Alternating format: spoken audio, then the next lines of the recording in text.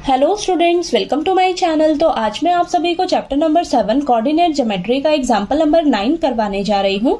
तो इससे पिछले सभी एग्जाम्पल्स मैंने पिछली वीडियोस में करवाए हुए हैं, तो अगर आपने अभी तक नहीं देखे हैं तो प्लीज जाकर देख लीजिएगा, ठीक है।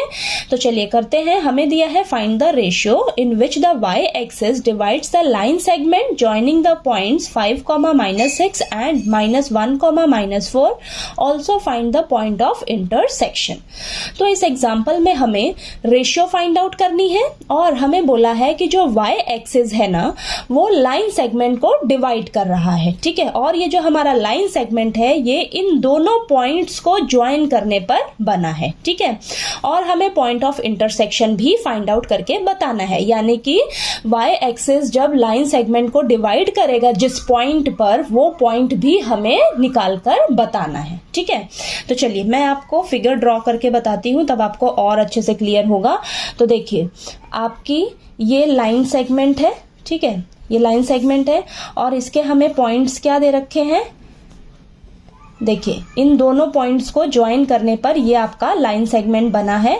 तो पॉइंट्स क्या दिए हैं हमें, 5, -6 और -1, -4, ठीक है। तो इन पॉइंट्स को हम मान लेते हैं A पॉइंट और ये पॉइंट हो जाएगा हमारा B पॉइंट, ठीक है।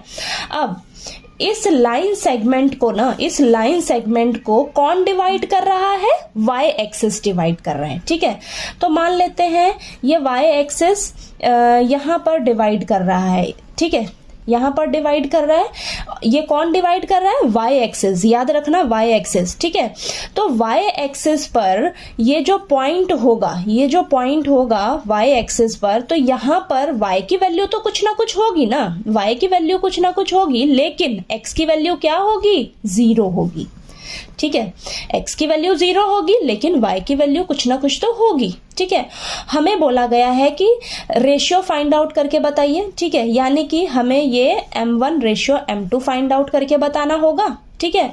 और हमें ये पॉइंट ऑफ इंटरसेक्शन भी फाइंड आउट करके बताना है, यानी कि ये जो y एक्सिस जब इस लाइन सेगमेंट को इस पॉइंट पर डिवाइड करेगा तो ये पॉइंट हमें निकाल कर बताना है, ठीक है। यहाँ हमें x की वैल्यू तो पता है लेकिन y की वैल्यू नहीं पता है, यानी कि हमें ये वाला पॉइंट भी निकाल कर बताना होगा, ठीक है। तो ये क्वेश्चन आपको समझ आया कि आपको बोला क्या गया है, ठीक है। अगर आपको यहाँ पर ना x एक्सिस बोला गया होता, x एक्सिस बोला गया होता, तब आपका यहाँ पर पॉइंट क्या रहता, देखिए x एक्सिस पर जब आपका कोई पॉइंट होगा, x एक्सिस पर कोई भी पॉइंट होगा तो वहां पर x की वैल्यू तो होगी ना आपके पास, ठीक है, x की वैल्यू तो होगी, लेकिन y की वैल्यू आपकी क्या होगी, 0 होगी, ठीक है। आप इस तरीके से ग्राफ समझिए। देखिए, ये आपका ग्राफ है मान लीजिए, ठीक है, ये ग्राफ है, ये x एक्सिस है आपकी और ये y एक्सिस है, ठीक है। तो देखिए, हमें यहाँ पर बोला है कि जो y एक्सिस है ना, वो लाइन सेगमेंट को डिवाइड कर रहा है। ये जो y एक्सिस है ये लाइन सेगमेंट को डिवाइड कर रहा है। मान लीजिए आपका ये लाइन सेगमेंट है, ठीक है, ये आपका लाइन सेगमेंट है। तो यहाँ पर वो पॉइंट है, मान लीजिए यहाँ पर वो पॉइंट है, तो y की वैल्यू तो कुछ ना कुछ होगी, y की वैल्यू तो कुछ ना कुछ होगी, लेकिन x की वैल्यू क्या होगी, 0 होगी, ठीक है। x की वैल्यू आपकी 0 होगी और y की वैल्यू कुछ ना कुछ होगी, ठीक है। चलिए, क्वेश्चन समझ में आया। अब इसको सॉल्व करते हैं फटाफट से। तो सबसे पहले तो हम रेशियो फाइंड आउट करेंगे, तो उसके लिए हम क्या करेंगे, सेक्शन फॉर्मूला का यूज करेंगे। तो लिखिए यहाँ पर यूजिंग सेक्शन फॉर्मूला, ठीक है। तो देखिए, हमें यहाँ पर x की वैल्यू पता है ना, x की वैल्यू क्या है, 0 है, ठीक है। तो देखिए, हम यहाँ पर लिखेंगे x के लिए लिखेंगे formula x is equal to m1 into x2 plus m2 into x1 divided by m1 plus m2। सबसे पहले ना यहाँ पर आप सबकी नेमिंग कर दीजिएगा ताकि आपको ना इजी रहे क्वेश्चन को सॉल्व करने में, ठीक है। तो ये x1 y1 और ये x2 y2 और ये तो हमारा x और y है ही, ठीक है। और ये m1 रेशियो m2 है हमारी, ठीक है।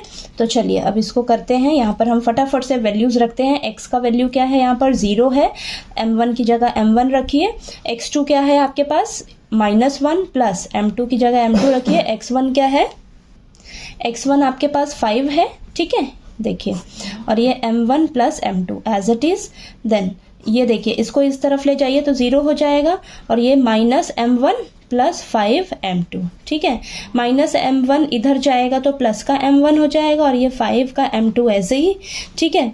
अब यहाँ पर m2 को आप m1 के नीचे ले आइए, ठीक है। तो m1 डिवाइडेड बाय m2 हो जाएगा और 5 को एज इट इज रखिए इधर, ठीक है। अब 5 के नीचे कुछ नहीं है तो इसके नीचे 1 ले लीजिए, ठीक है।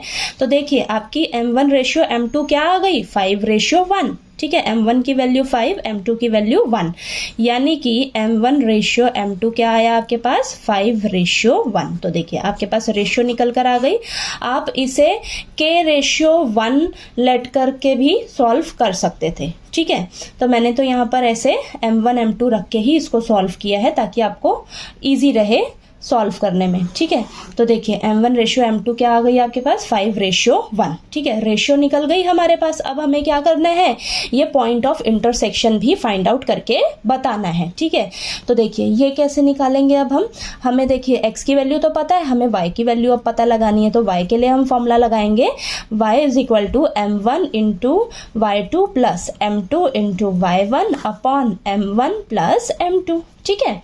तो देखिए y की वैल्यू निकालनी है, m1 कितना आया आपके पास 5 × y2 कितना है -4 प्लस m1 की वैल्यू कितनी आई है 1, सॉरी हाँ m2 की वैल्यू 1 आई है, ठीक है। और y1 का वैल्यू -6 है, ओके। तो यहाँ पर m1 m2 5 + 1, ठीक है। तो y ये हो जाएगा -20 -6 अपॉन में 6, ठीक है। y -26 डिवाइडेड बाय 6, ये कैंसिल करिए 2 के टेबल पे, तो यहाँ पर 3 आएगा और ये ऊपर 13। तो यहाँ पर हमारे पास y की वैल्यू क्या आ गई, -13/3, ठीक है। तो यानी कि हमारा पॉइंट ऑफ इंटरसेक्शन क्या आया है, पॉइंट ऑफ इंटरसेक्शन क्या निकल कर आया है, 0, -13/3, ठीक है। 0, y की वैल्यू -13/3, ठीक है। चलिए ये आपका रेशियो भी आ गया, पॉइंट ऑफ इंटरसेक्शन भी निकल कर आ गया, ठीक है। तो चलिए आपको ये एग्जाम्पल नंबर 9 जो है अच्छे से क्लियर हो गया होगा। कोई डाउट आया आपको तो प्लीज़ आप पूछिएगा, और अगर आपको मेरा पढ़ाया हुआ अच्छा लगे तो प्लीज़ वीडियो को लाइक कीजिए, शेयर कीजिए और ज़्यादा से ज़्यादा सब्सक्राइब कीजिएगा मेरे चैनल को। Thank you so much.